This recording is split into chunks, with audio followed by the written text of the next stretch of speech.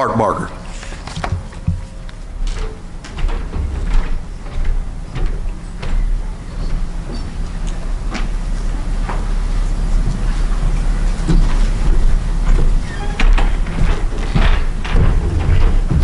Good morning. David came up to me the other day, said his son wanted me to mess with you, but I forget what he told me to do, so I dodged one. So I do owe David, though, next time I talk to him. Everybody have a good time last night at the dance? Yeah. I know I did. Georgie wore me out. Where are you at? I don't know if I see her. There. Is she in here? I don't see her. Oh, there she is. She's hiding. If you're like me, medication is why I'm here this morning. I have one of these watches, these fitness things. Yeah, I know. Why does a guy my size have a fitness watch? But you walk, it tells you your steps. If you do something, if you run, I don't run, but it says, are you running or have you been running? Last night it said, between the hours of 8 and 10, were you acting like a fool? And I had to say yes. But I got credit for it, so that's all that counts. You wear these things, you want that credit for them steps or whatever it is you're doing. Well, we could be living in the time that people have thought they were living in for decades or for centuries. We could be living in the time of the end, the time the apostles thought they were living in. Mark spoke the other day about some of the tragedies that face us today, the horrendous videos that have surfaced from Planned Parenthood, the Muslim invasion of Europe, the invasion of this country, gay marriage. I may have missed a few that he talked about. Another one, though, and there are plenty more, and I won't get to them, but here's some more of them. Persecution of Christians worldwide, for one. We are seeing the first time in our lifetime that worldwide persecution of Christians, and we're seeing it in this country as well. I found this online. According to the Pew Research Center, over 75% of the world's population lives in areas with severe religious restrictions, and many of these people are Christians. And I would say, I don't think there's a whole lot of areas in the world where Hindus are persecuted, maybe a few, or people that have religions from other backgrounds. It's almost entirely Christian oppression and butchery and murder throughout the world. Christians are the ones that are being persecuted. Also, according to the United States Department, the Christians in more than 60 countries face persecution from their governments or surrounding neighbors simply because of their belief in Jesus Christ. Regardless of what you think, briefly I just want to touch on that woman in Kentucky who wouldn't give the licenses out. Regardless of whether you think she should have given them out or not, that's aside. The fact that she's a Christian and that she was put in jail and shut down for her beliefs, right or wrong, is what we're looking at. Had she been a Muslim and refused to give a marriage license, you never would have heard about it. You think you'd have seen that on the 6 o'clock news? No, they don't want to shine a light on that. They only want to shine a light on the Christians not performing their politically correct functions as we're all told we need to do today. Just yesterday, when I wrote this, it was yesterday. So a couple of days ago in Oregon, some sick individual went into a college and asked people what religion you are. You may have heard this last night on the news. He lined them people up in that college in Oregon and said, what religion are you? If they answered Christian, he shot them in the head. If they gave any other answer, he shot them in the legs. He killed 10 people that way. Now, I heard his name. I don't know if he had some kind of agenda or not, other than just killing Christians. But even in this country, Christians are getting to be more and more, media is getting to more and more push the fact that Christians need to be persecuted in this country. Well, my question is, and this is one of the points I want to make, the first one answered Christian was shot in the head. 9 more answered the same thing. Would we answer the same thing? Remember that little girl in Columbine that was, one of them sick individuals asked her if she was a Christian, and she said yes, and they shot her in the head. She knew she would die when she answered that, but she didn't cower from the correct answer. She didn't she didn't crawl away from it. She answered correctly. I like to think that we'll do the same thing someday if that ever occurs. Hopefully, we'll have God's protection and this will never be an issue for us. Political organizations of the world are all absolutely corrupt to the core. A couple of weeks ago, the Pope spoke of the evils of unfettered capitalism. There is no country on earth where you can observe unfettered capitalism. What the world has now, and a lot of the socialist countries of the world have gone to something called crony capitalism. Crony capitalism is government control of all big business. If you're not in with the government, you're not going to have a giant conglomerate like GE or some of these other large conglomerates. They work together as one unit to form this crony capitalism. It's very hard for an individual to start up a business with all the regulations, all the government influence, and just the regulations are just so bad that it's just hard to start a business and do anything today. Crony capitalism is a term describing an economy in which success in business depends on close relationships between business people and government officials, like China. It may be exhibited by favoritism in the distribution of legal permits, government grants, special tax breaks, or other forms of state interventionism. Crony capitalism is believed to arise when businesses' cronyism and related self-serving behavior by businesses or business people spills over into politics and government. Sound like our country? Or when self-serving friendships and family ties between businessmen and the government influence the economy and society to the extent that it corrupts public serving economic and political ideals. You see, at the end of the Soviet Union, they figured out that socialism as an economy didn't work. It fails every time they try it. The funny thing about when socialism and socialists fail, they just think they haven't done enough of what they've been doing to make it work, so they try to do more of it and more of it. But in this case, they figured out that pure socialism will fail every time as an economic engine. So they've gone to crony capitalism, one of the corruptions that infest most of the countries of the world. Wars and rumors of wars, we have those as well. China wants Taiwan back. Putin wants to rebuild the former Soviet Union. The Middle East has been left in shambles by U.S. and the world. The current norm of the planet is massive instability. What is it? Pakistan and India are always fighting. They both have nukes. Iran wants nukes. Now Saudi Arabia is looking for nukes. That's the last thing we need is a nuclear active Middle East. Something else in the news the other day, Putin has just conscripted 150,000 troops to move into the Middle East, into Syria, and help fight that war. And in doing so, he is also moving us out of the Middle East by creating no-fly zones and kind of taking over the wars over there in the Middle East. And we know that can't, nothing bad's going to come out of that. With our ships, our planes, Russia's ships, Russia's planes, and the whole Middle East in turmoil as it is now.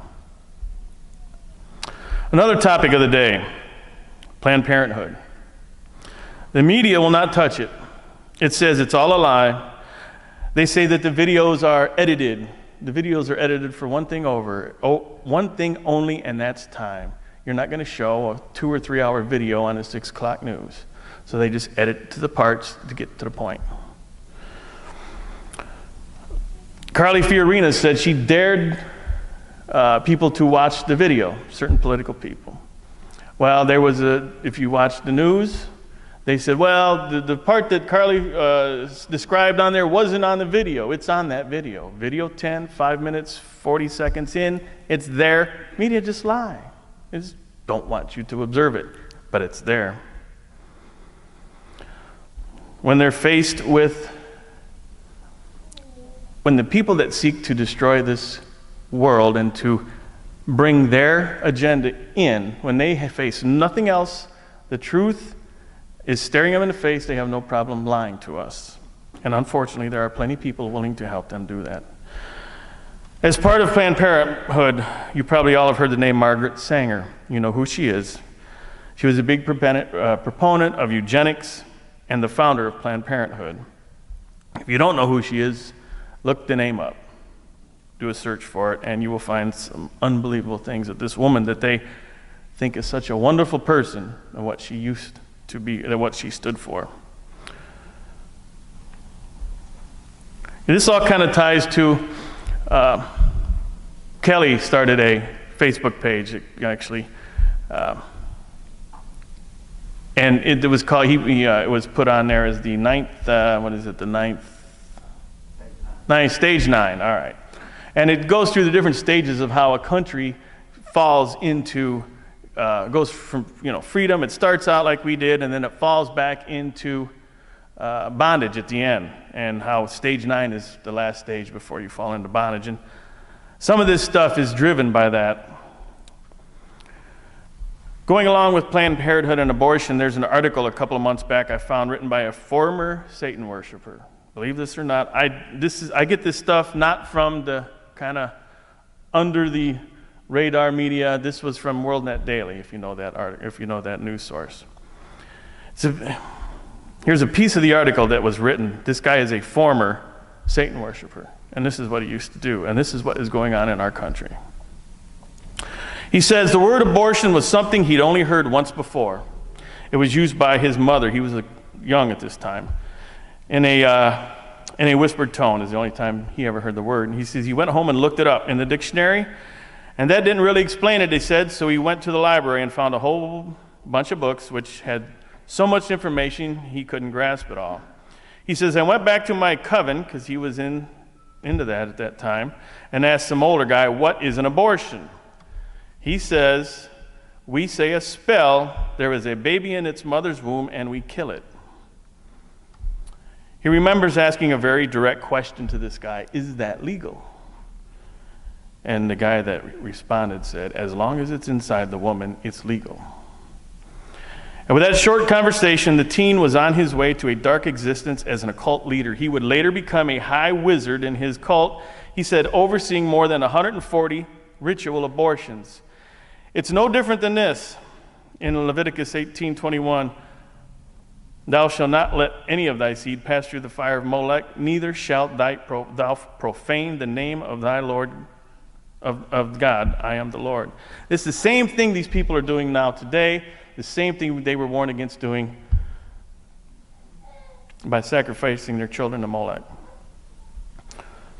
What was once perceived as a Christian nation is under siege. The United States must be removed in order for Satan to institute his agenda for the world. I would say that it is to be removed as what it was formerly known and considered as a Christian nation. Regardless whether it was nominally Christian or what we consider a Christian, the world viewed it as a Christian nation. Satan has to get rid of that. The Muslim invasion of Europe. You may have heard on the news they're calling them immigrants or refugees. Some may be, and I'm sure those are the ones that they're showing us on the 6 o'clock news, that they're talking to and they're crying. I'm sure those people just want to flee what's going on, and they are happy to be out of their country. However, a portion of them are nothing more than terrorists. Why not? ISIS says they're doing it. They said we're using. The funny thing about the terrorists and the people that oppose this country and oppose Christianity, they tell us what they're doing. They say we are at war with you. They say we want to kill you. They say we are moving terrorists in. They say we have cells in your country. Our people just ignore it. 6 o'clock news don't talk about it. You got to look this stuff up. You got to search it out. They don't just blend in and slip. They just blend in and slip over the border. They don't play by the rules. In fact, the war they are fighting, there are no rules. However, we are playing by rules that prevent us from stopping them of doing what they're doing. Seeing this invasion that we didn't see coming a few months ago, the verse in the Bible where it says, whereas you saw the feet and toes, partly of potter's clay and partly of iron, the kingdom shall be divided, yet the strength of the iron shall be in it. Just as you saw the iron mixed with ceramic clay, toes and the feet were partly of iron and partly of clay. So the kingdom shall be partly strong and partly fragile, as you saw the iron mixed with ceramic clay. They will mingle with the seed of men, but they will not adhere to one another, just as iron does not mix with clay. That's Daniel 2:41 through 43.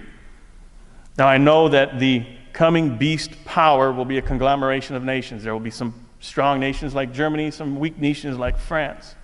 But seeing this new invasion that we had no idea was coming, with thousands, maybe hundreds of thousands of people moving in, these people do not blend in. They don't just go in and assimilate into society and become Europeans. They don't become Americans. They don't become Germans.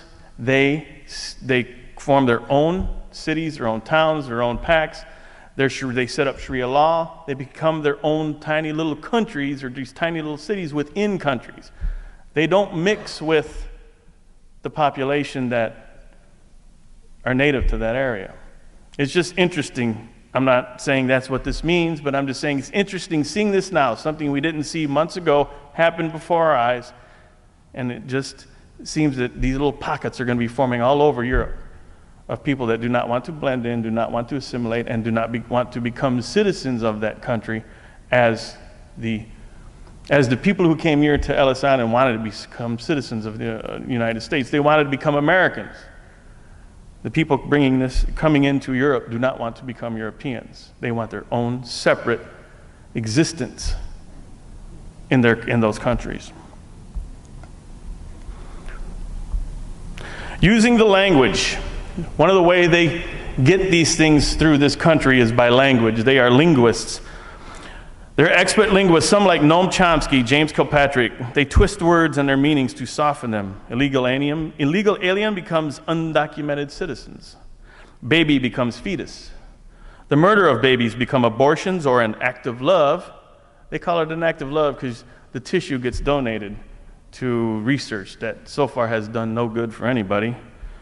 Only adult stem cell research has had any success whatsoever. Fetus stem cell research has done nothing. A lie becomes they misspoke.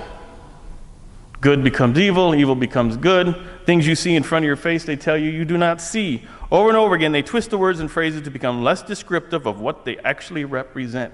As soon as this phrase or a word is used to actually describe what the people who seek to destroy this nation, once it actually shines a light on it, they cry foul. No, you can't use that word. We've seen it a few months ago in the one of the, I don't know, it was probably in the debate or something, where one of the people running used the word illegal alien or something, and they wanted them to use something much softer, so it didn't shine a light on what was going on. They have control of the media, academia, and big labor and big business. All right. And it's on both sides. I don't have cable TV, so I don't watch Fox News. I don't watch CNN. I get my information by researching it through the web. I double check news sources. When people send me stuff, I don't automatically like the headline. It fits my agenda, so I just pass it along. I'll look for the original source. Is this legitimate? Does it come from a kind of an off-the-cuff conspiracy site? I try to glean through all that. I'm sure occasionally something gets by me, but I like to make sure the stuff I'm passing on gets through a filter that says, yes, I am confident that what I'm passing along to people is actually happening to the best of my ability. Another subject is gay marriage. You know, for years they had legal unions. They managed to get that a few years ago. It had every right that the marriage label had, except it didn't touch Christianity. It didn't touch the church. The entire reason for the attack on marriage is to get access to Christianity and the church. It's not so they can be in loving relationship with each other. The word marriage didn't affect that. They didn't need that. The best source for what they're up to is actually sometimes the people go on, they give interviews and tell people what they're up to. There's a lesbian journalist named Marcia Geshen, a Russian-American who wrote a book blasting Russian President Vladimir Putin for his anti-gay stance. In 2012, she said in a radio interview that homosexual activities were lying about their real political agenda. Here is what she said in an ABC radio interview. It's a no-brainer that homosexual activists should have the right to marry, but I also think equally that it is a no-brainer that the institution of marriage should not exist.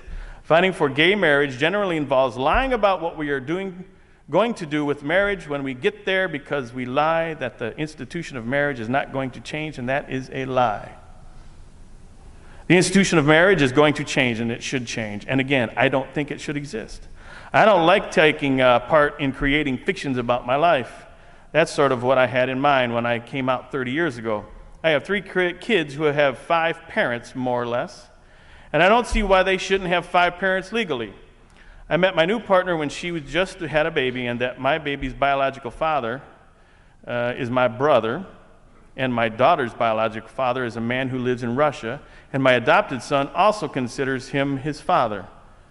So the 5 parents break down into groups of 3, and really I would like to live in a legal system that is capable of reflecting that reality, and I don't think that's compatible with the institution of marriage. Focusing on churches, schools, families, the activists intend to make that happen by using the left's vast community organizing resources. They will focus on re-educating churches, schools, and families. One community organizing group, Believe Out Loud, an online community for LGBT Christians, told the Daily Beast it has a unique role to play in promoting this acceptance in the context of U.S. churches, particularly within Christianity. As we look ahead to movement beyond marriage equality, we know that the work as affirming Christians is not yet finished. They want to change Christianity. They want to destroy Christianity. They want to shame you. They want to call you they want to use politically correct language to shame you and get you to fear to say and think the way you do. It's now time for churches to move beyond simply accepting what we understand to affirming there's too many letters now. They keep adding them. They about got the whole alphabet in there. The LMNOP people, as the organization said in a statement, while legal rights are seen as one critical piece of the puzzle, Dr. Eliza Byard, executive director of Glisten, an LGBT advocacy group that focuses on reaching public schools, told the Daily Beast, education is the glue that holds society together. This is another one of their tactics, and transmits both opportunity and shared values from one generation to the next. In the end, they want access to God's law. They do not like the light that God's law shines on what they are doing. They tell you what they're doing. They do interviews, they explain it. We know what they're up to. Why don't we see it, I guess? In 1 Peter 5, 8 through 11, be sober, be vigilant, because your adversary, the devil, walks about like a roaring lion, seeking whom he may devour. Resist him, steadfast in the faith, knowing that the same sufferings are experienced by your brotherhood in the world. But may the God of all grace, who called us to his eternal glory by Jesus Christ, after you have suffered a while, perfect, establish, strengthen, and settle you. To him be the glory and the dominion forever and ever. Amen.